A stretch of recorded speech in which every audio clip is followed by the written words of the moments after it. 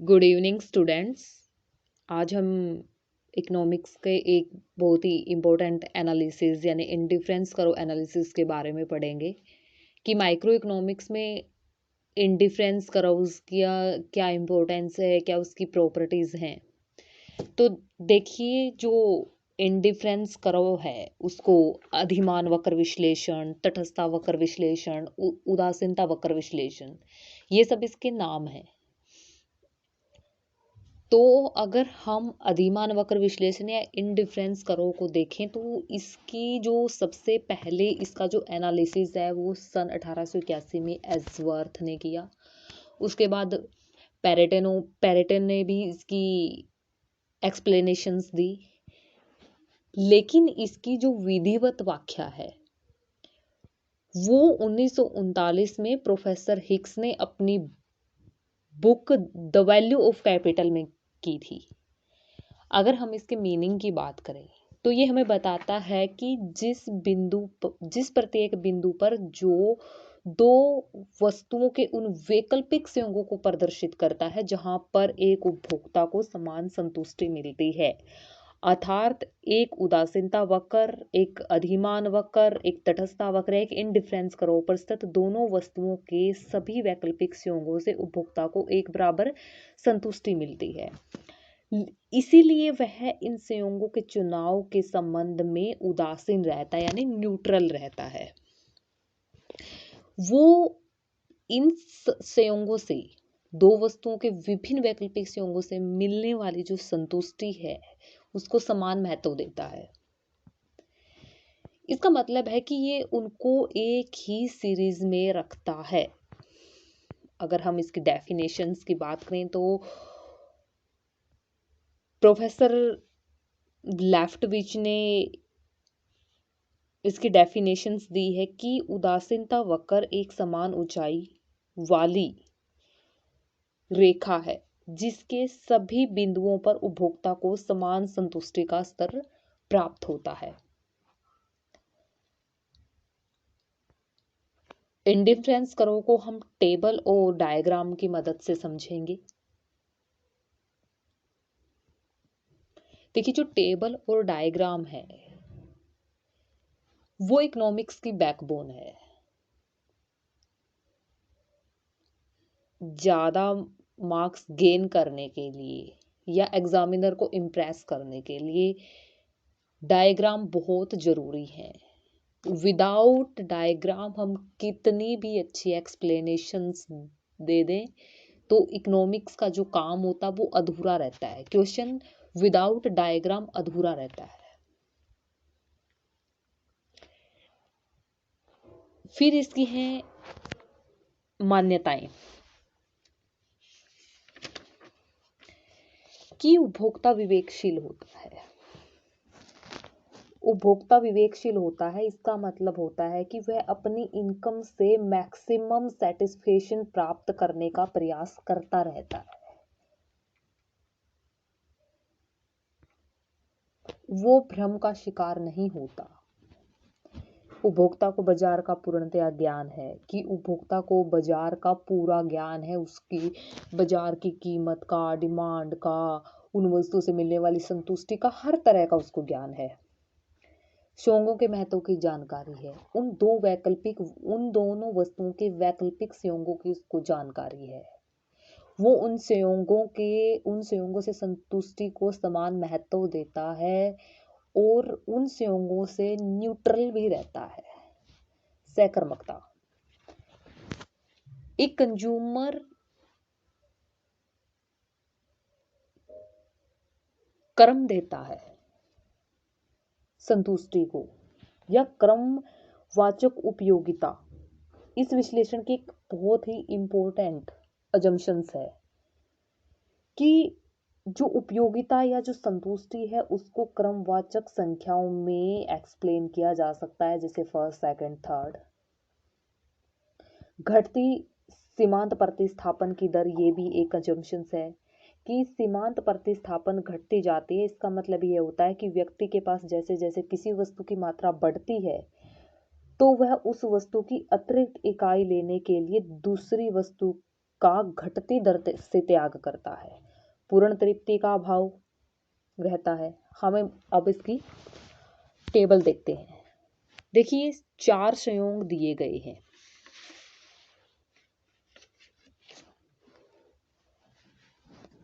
तालिका इस बेस पर बनाई गई है कि कंज्यूमर एक्स और वाई वस्तु के संयोगों को खरीदना चाहता है। ए बी सी डी 4 संयोग हैं। इन चारों संयोगों से कंज्यूमर को समान संतुष्टि प्राप्त होती है, क्योंकि कंज्यूमर एक्स वस्तु की अतिरिक्त इकाई लेने के लिए वाई वस्तु की कुछ मात्रा का त्याग करेगा। जैसे ए संयोग के ऊपर एक्स वस्तु की 1 इकाई, वाई की 10 इकाई, ऐसे ही बी के ऊपर एक्स वस्तु की अतिरिक्त इकाई दी, उसने 1 इकाई को, तो कंज्यूमर ने वाई वस्तु की 3 इकाइयों का त्याग किया। फिर एक्स वस्तु की अतिरिक्त इकाई ली, सी संयोग के ऊपर 3 इकाइयां ली, तो उपभोक्ता ने वाई वस्तु की 2 इकाइयों का त्याग किया, फिर 2 इकाइयों का त्याग किया। डी के ऊपर एक्स और वाई की बराबर बराबर मात्रा ली। अगर हम इस डायग्राम में देखें तो इसमें जो आईसी है वो इंडिफरेंस कर्व है और इसके सभी संयोग ए बी सी टी एक कंज्यूमर को समान संतुष्टि प्रदान करते हैं, क्योंकि इन सभी संयोगों पर कंज्यूमर क्या करता है कि एक्स वस्तु की ज्यादा या अतिरिक्त मात्रा लेने के लिए वाई वस्तु की कुछ मात्रा का त्याग करता है। इसलिए इस करों को हम समान उपयोगिता करों भी कहते हैं।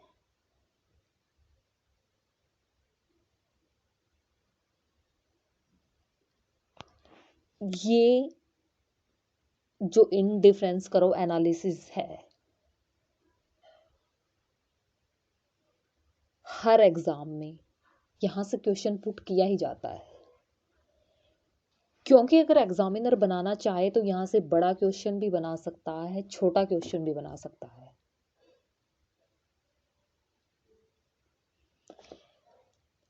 इंडिफरेंस करो की प्रॉपर्टीज पूछी जा सकती हैं। छोटे क्वेश्चन में इसका इंपॉर्टेंस पूछी जा सकती है।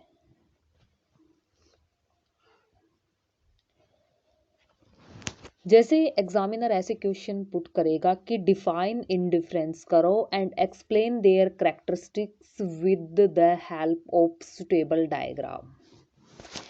अगर एग्जामिनर डायग्राम बनाने की ना भी बोले तो हमको डायग्राम बनाना ही बनाना है, क्योंकि क्वेश्चंस को थोड़ा सा एग्जामिनर यूटर्न दे देता है। भी हम इस लेवल के ऊपर पहुंच के तो हमको खुद को इतनी समझ होनी चाहिए कि वो पूछना क्या चाहता है, क्या क्या हम क्वेश्चन के अंदर डालेंगे तो उससे एग्जामिनर को संतुष्टि मिलेगी। उदासीनता वक्रों को परिभाषित कीजिए और रेखा चित्रों की सहायता से उनकी विशेषताओं का वर्णन कीजिए। तो हमको सबसे पहले इसकी एक्सप्लेनेशंस किसने दी, कौन सी बुक के अंदर, अर्थशास्त्रियों के नाम वगैरह, ये जो चीजें होती है ना, ये इफेक्ट करती हैं। फिर उसका मीनिंग की मीनिंग क्या है, इंडिफरेंस करो हमको कहना क्या चाहता है, इसमें अर्थशास्त्री क्या बताना चाहते हैं। फिर किसी भी एक पॉपुलर या फेमस अर्थशास्त्री की हम डेफिनेशंस डाल सकते हैं। उसके बाद हम टेबल या डायग्राम, फिर डायग्राम की एक्सप्लेनेशन देना बहुत ज़रूरी है, नीचे शब्दों में एक्सप्लेनेशन देना। फिर उसकी प्रॉपर्टीज, इंडिफरेंस करो की प्रॉपर्टीज में भी डायग्राम बनते हैं। जैसे अब देखिए, हम देखते हैं कि इंडिफरेंस करो की कुछ प्रॉपर्टी या विशेषताएं हैं कि आईसी करो एक दूसरे को नहीं काटते। ऐसा माना जाता है कि 2 आईसी करो एक दूसरे को नहीं काटते, क्योंकि मान लो कि 2 आईसी करो हैं, 2 आईसी करो ए पॉइंट पर एक दूसरे को काट रहे हैं और ए इज इक्वल टू सी, ये जो बी के नीचे है ना, यहाँ पे मैं सी लिखना भूल गई हूँ, तो A is equal to B C, दोनों आई सी के ऊपर हैं। इसी तरह से B is equal to C, sorry A is equal to B, क्योंकि ये दोनों IC1 पर है। इसीलिए अगर A is equal to C है तो B is equal to C भी होना चाहिए, जबकि B is equal to C नहीं है, और इसीलिए दो इंडिफरेंस करो एक दूसरे को नहीं काटेंगे। एक है कि ऊंचे तटस्थता वक्र ऊंची संतुष्टि का स्तर को प्रदान करते हैं। देखो कि जो IC कर्व जितना होता है उससे उतनी ही ज्यादा उतना ही ज्यादा कंज्यूमर सेटिस्फाई होता है। तो देखिए IC नीचे का तटस्थता वक्र, और जो IC1 है यहाँ पर फर्स्ट में देख रहे कि IC1 है वो ऊपर का है, तो बी संयोग पर ए की तुलना में अधिक संतुष्टि मिलती है, क्योंकि बी ऊंचा है, कि ए करों के से बी पर अधिक संतुष्टि मिलती है, तो बी संयोग पर उपभोक्ता एक्स वस्तु की मात्रा वाई की तुलना में ज्यादा लेता है। इसीलिए स्पष्ट हो जाता है कि जो इंडिफरेंस करो जितना ज्यादा ऊंचा होता है वो उतनी ही ज्यादा संतुष्टि कंज्यूमर को प्रदान करता है। फिर देखते हैं कि दो जटिल वस्तुओं का दो से अधिक वस्तुओं का संयोग जटिल है। दो से अधिक वस्तुओं के संयोग को प्रकट करने के लिए जो इंडिफरेंस करो वो जटिल हो जाते हैं, मुश्किल हो जाते हैं, क्योंकि दो से अधिक वस्तुओं के संयोग को करों के द्वारा या रेखा चित्रों के माध्यम से प्रकट नहीं किया जा सकता, और ऐसे संयोगों को केवल हम बीजगणितीय विवेचन द्वारा ही दर्शाया जा सकता है, यानी मैथमेटिकल फॉर्म में ही हम इसको शो कर सकते हैं। विद डायग्राम इसको शो नहीं किया जा सकता, इसके हम डायग्राम में देख सकते हैं। ठीक है, कि IC का एक दूसरे के समानांतर होना जरूरी नहीं है। ये इसकी फोर्थ है। नेक्स्ट स्लाइड के ऊपर है कि IC कर्व एक दूसरे के समानांतर नहीं होते। जो IC कर्व है वो एक दूसरे के समानांतर हो भी सकता है और नहीं भी हो सकता है, यदि जो सीमांत प्रतिस्थापन दर है स्थिर अनुपात में घटती है। तो अगर सीमांत प्रतिस्थापन दर स्तर अनुपात में घटती है, कांस्टेंट रेशो में डिक्रीज होती है, तो जो IC कर्व है वो समानांतर होते हैं। अगर सीमांत प्रतिस्थापन दर स्तर अनुपात में नहीं घटती तो IC कर्व समानांतर नहीं होंगे। फिफ्थ है कि तटस्थता कर्व किसी भी एक अक्ष को नहीं छुएंगे। तो IC कर्व की ये फीचर्स होती है कि ना तो IC कर्व OX को छूते हैं ना OY को छूते हैं। यदि ये किसी अक्ष को छूते हैं तो इसका मतलब होता है कि उपभोक्ता एक वस्तु का उपभोग करता। अगर IC कर्व किसी एक अक्ष को OX को छू रहे हैं या OY को छू रहे हैं, तो इसका मतलब होता है कि जो कंज्यूमर है वो एक ही गुड्स का कंज्यूम कर रहा है और दूसरी वस्तु को मनी की फॉर्म में अपने पास रख लेता है, उसके ऊपर खर्च नहीं करता। जबकि इंडिफरेंस करो कि ये मान्यता होती है कि उपभोक्ता दो वस्तुओं के संयोग खरीदेगा, तो इसलिए IC कर्व भी किसी भी अक्ष को नहीं छुएंगे, जैसा कि हम डायग्राम के थ्रू देख सकते हैं।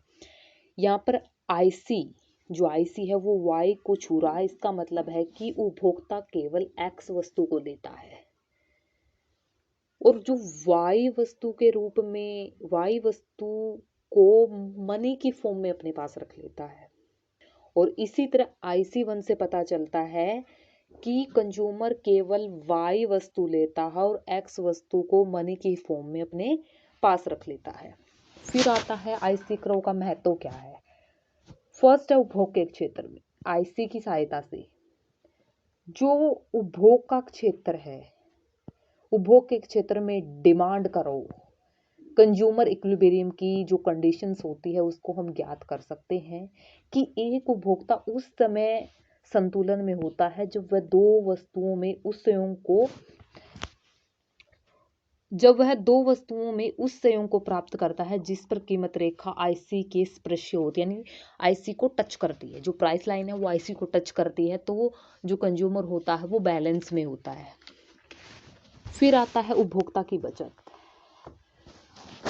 प्रोफेसर हिक्स ने जो आईसी की सहायता से उपभोक्ता की बचत को मतलब कि वास्तविक या विधिवत रूप से ही व्याख्या की कि वस्तु को प्राप्त करने के लिए उपभोक्ता जितनी कीमत देने को तैयार रहता है, वास्तव में वह जितनी कीमत देता है उसका अंतर ही उपभोक्ता की बचत है।